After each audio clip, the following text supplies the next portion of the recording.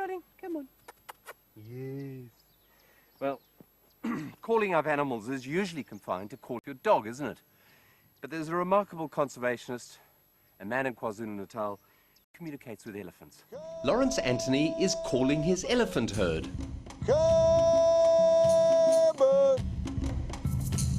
Beautiful boy, huh? When the first of these elephants arrived 9 years ago at Thula Thula, Lawrence's private game reserve in Zululand, he says he could never have imagined that a relationship would eventually grow between himself and this group of so-called rogue wild elephant. It's not a case of adopting the elephants.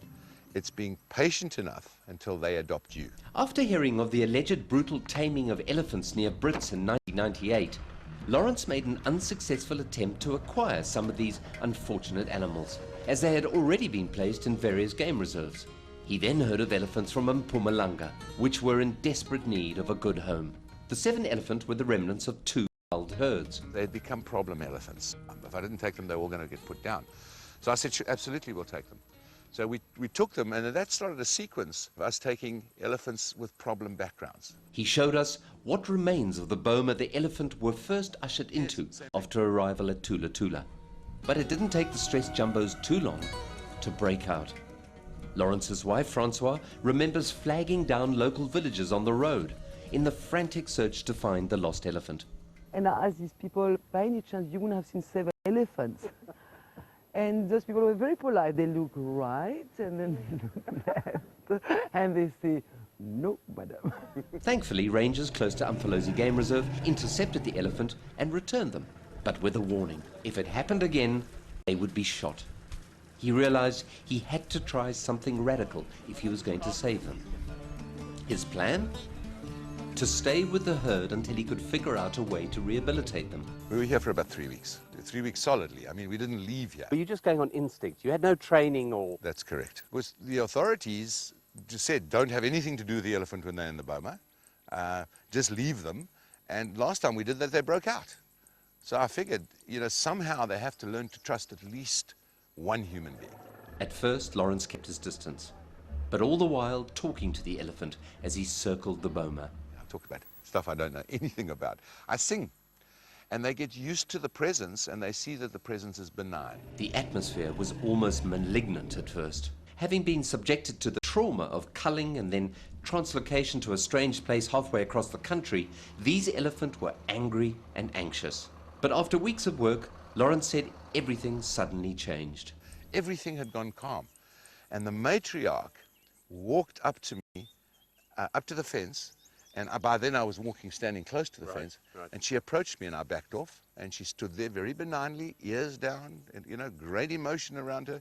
And eventually I stepped forward to the fence and she put her trunk through and touched me through the fence. And I thought, well, that's it. We've done what we have to do. There's no more I can do now. I'll let them out. And we let them out. Since then, the elephant have settled into the beautiful viewing herd they are today. And he has continued to add unwanted animals to the herd with the help of Nana, the matriarch who first reached out to him at the boma. And on one occasion, this new elephant saw me in the bush for the first time and started to charge, started to come at me. And I was actually on foot, a distance away, but on foot. And the matriarch, Nana, and her assistant, Frankie, stopped the charge. They actually blocked the charge with their body. And they did that a couple of times. And over the years, that's happened often now. They will actually discipline and teach the new elephant that I'm okay to have around. It's very interesting. Come, Papa. Yes, my baby. She's a little... The connection between Lawrence and his elephant is so deep that they will often approach him when he is alone in the bush. And on occasion, will answer his call as we were privileged to experience firsthand. Using a sound that grew out of his conversations with the elephant while they were still in the boma, Lawrence called out to the herd. Within minutes, they approached. We quickly went back to the safety of our game vehicle. Normally, meetings between Lawrence and the elephant don't include a television crew. So he made sure the elephant's attention would be diverted from our vehicle by laying down food. Despite this, Nana came very close. Come, Papa. Come, Papa. But the situation was too charged, and Lawrence pulled us away. Let's go. This is Nana. This is the matriarch. it's just too frantic. We've got people in here, 2 Land Rovers. Normally with her, she'll stand here and she'll stay with me for a long time. You might think that they're domesticated, but when they get close, you realize that these are genuinely very big, wild animals.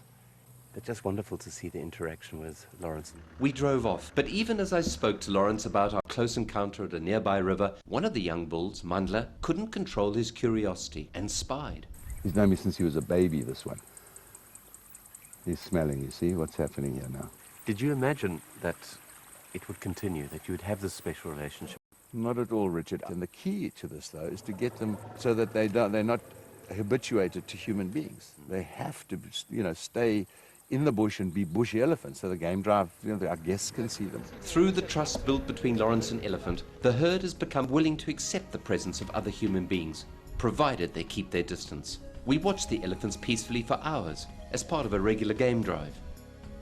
But before we left Thula Thula, we were lucky enough to get a glimpse of how gentle these huge animals can be when communicating with Lawrence one-on-one. The strangest thing happens is if I go away, I go overseas or whatever, whenever I come back, the day I come back when I drive in, they're standing. They'll come up to the house. Mandla, who had been watching us at the riverbed, suddenly appeared at Lawrence and Francois's garden fence. We like to believe he had come to say goodbye to us, but more than likely he was just making sure Lawrence wasn't the one doing the leaving. A day spent with KwaZulu Natal's elephant whisperer was truly one of my most memorable experiences. And while it must always be remembered that these are wild animals and therefore potentially dangerous, this extraordinary relationship with the elephants has offered Anthony an amazing opportunity to learn about them. But remember, always on their terms.